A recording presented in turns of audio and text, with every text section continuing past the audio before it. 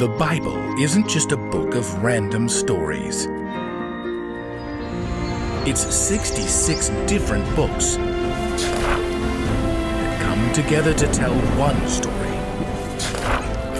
An incredible one about God's love for us.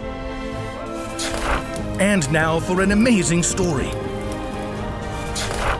Inspired by the Book of Ruth. Chapters 1 to 4. A long, long time ago, in a land far away, there lived a woman named Ruth. And while Ruth had grown up in Moab, she had married a man who traveled all the way from Bethlehem when food ran low. Her husband's family had come over too, though his father had since died. Ruth's new mother-in-law, Naomi, was happy to welcome her to the family. Are you sure you've had enough to eat? Try a little more. But Ruth's happily ever after quickly fell apart. In a short time, her brother-in-law died, and then her own husband. While Ruth was living near her own friends and family, she must have been worried about Naomi, who had lost both her husband and sons. She's all alone. She's got no family here but us. Ruth's sister-in-law, Orpah, shrugged. Naomi's made of sturdy stuff. She'll pull through.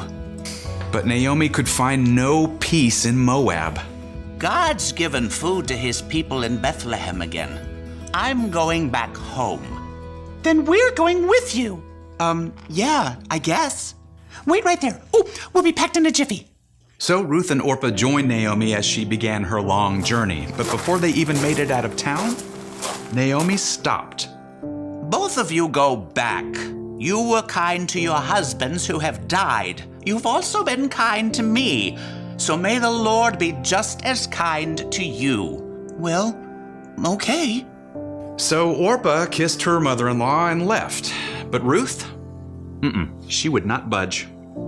Now look at your sister-in-law. She's going back home to find a good Moabite boy. You go too. Don't try to make me leave you and go back. Where you go, I'll go. Where you stay, I'll stay. Your people will be my people. Your God will be my God. You're not gonna listen to me, are you? So Ruth followed her mother-in-law every step of the way, helping her over the rough spots. Oh, watch your step. And setting up their new home in Bethlehem. We'll just put some curtains up to make it more cheerful. Naomi's old friends and relatives were shocked to see the deep lines of grief in her face. How can this be Naomi? She really ought to do something with her hair. Don't call me Naomi. God has made my life bitter. Call me Mara. Ruth refused to play along. You'll feel better when you've had something to eat. Let me go out to the fields and pick up the leftover barley. Bright and early the next morning, Ruth went out to follow the workers who were cutting grain so she could collect the leftovers. Barley, gonna bake a cake filled with barley, raisins, and some dates. Now, this field was owned by a man named Boaz, who was a relative of Naomi's late husband. And when Boaz arrived, he went to the foreman to question him to find out about who Ruth was, and then he caught up with her at the edge of the field. Barley, gonna bake some bread, spread with butter. Oh, hello. Don't go anywhere else to pick up grain. I've made sure no one will bother you. When you're thirsty, go and get a drink from the water jars.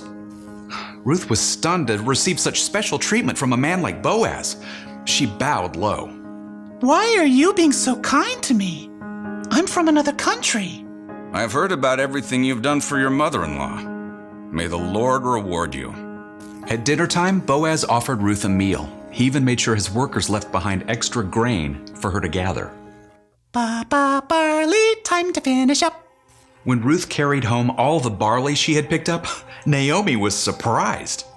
May the one who helped you be blessed. Ruth continued to gather grain in Boaz's fields until the end of the harvest. Oh, my daughter, you've worked so hard. We need to find you a good home, a good Jewish boy to provide for you. So go to Boaz and do just as I tell you. Boaz and his workers were plenty busy at the threshing floor that evening, beating the sheaves to separate the grain from the straw. And all that hard work was followed up by plenty of good food. To an excellent barley harvest. Weary from all the day's work, Boaz lay down near the huge pile of grain and slept.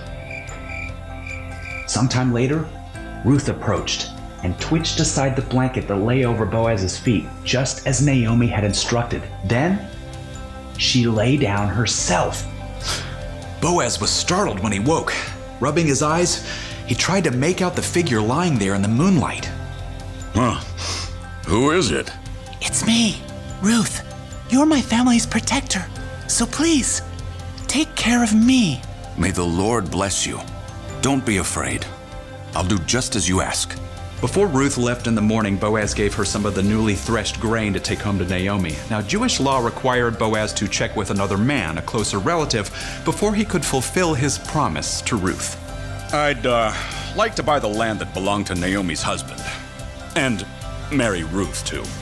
You go right ahead. Soon after, Boaz and Ruth were married. Naomi was delighted. I just knew you'd find a good Jewish boy. Now, I could do with a grandchild, too. Within a short time, God gave Ruth and Boaz a brand new baby boy. Everyone in town clustered around to meet the new child.